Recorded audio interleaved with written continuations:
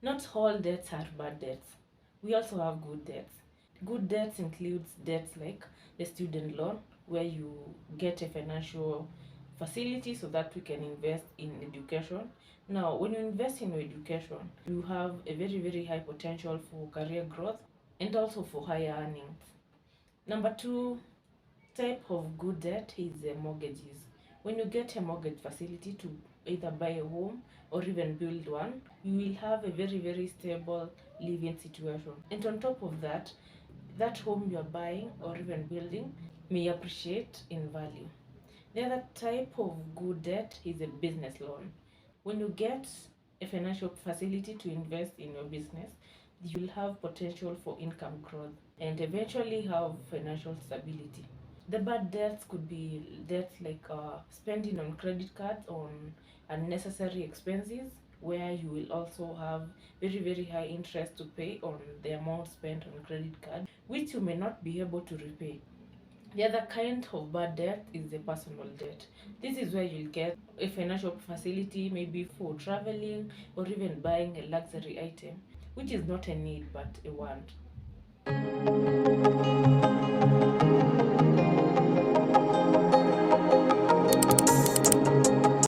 So there's a video I posted on how to get out of debt.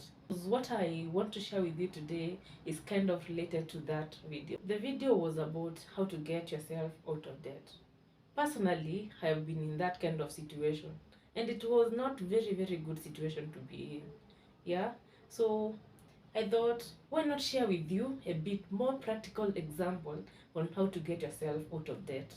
The methods that I'd shared with you in the previous video on how to get yourself out of debt are: number one, the debt snowball method; number two, the debt consolidation method; number three, the debt avalanche method; number four, the debt negotiation method.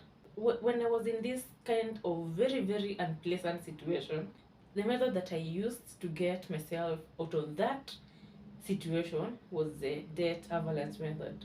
Now, the debt avalanche method is where we list our debts from the debts with the highest interest rates to the debts with the lowest interest rates. After you listed down your debts, the next thing you do is to make as much payments as possible to the debts with the highest interest rate, while you are making minimum payments to the rest of the debts. The point of this is to cut down all costs as much as possible. If you watched my previous video, then you know the advantage of this kind of debt repayment is that when you pay the loans with the highest interest rate, you will have reduced yourself some cost. When you settle them first and then you remain with the debts with the lowest interest rates. Now, after you settle the loan with the highest interest rate, you move to the next loan with the highest interest rate. Now, you settle the loans according to their interest rates until we repay the loan with the minimum interest rate. So, what I did personally, I listed down all my debts.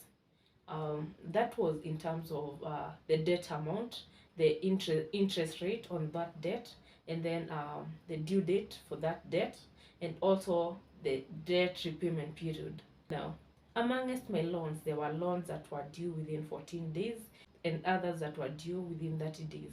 The debts that had 14 days repayment period were more stressful debts um, that gave me like a lot of pressure. The next thing that I did after I listed all my debts was to prioritize my debts. I know you can all guess the debts that I give priority. Those were the debts that had 14 days repayment period, yet they have a very high interest rate. Yeah. Actually, the interest rate of the debts that had 14 days repayment period was equal to the debts that had 30 days repayment period. Now, so that's why I prioritized those kind of debts. So what I did is I consolidated my savings that I had in different accounts, and then I also got an interest-free debt. Yeah.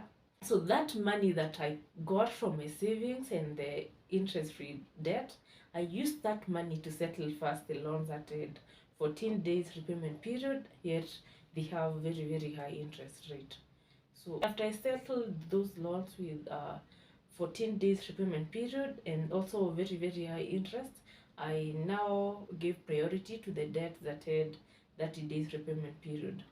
So to repay these debts that had 30 days repayment period, I had to come up with a budget.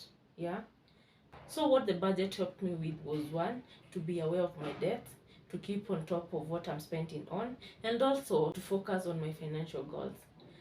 Now, from this conversation, you already know the importance of saving.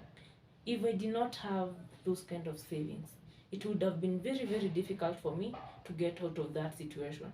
Yeah. That's why saving is really, really important. And we save for different reasons. Like, I kept my savings for emergency reasons. If I did not have that kind of money, it would have been very, very difficult for me to maneuver through that kind of situation. If you want to know different places that you can put your money for saving, I'll make sure to do more videos to tell you more about the places that we can put our money for savings and investment. So that's it I wanted to share with you today. I hope this video is really, really helpful. Yeah. Until next time, bye.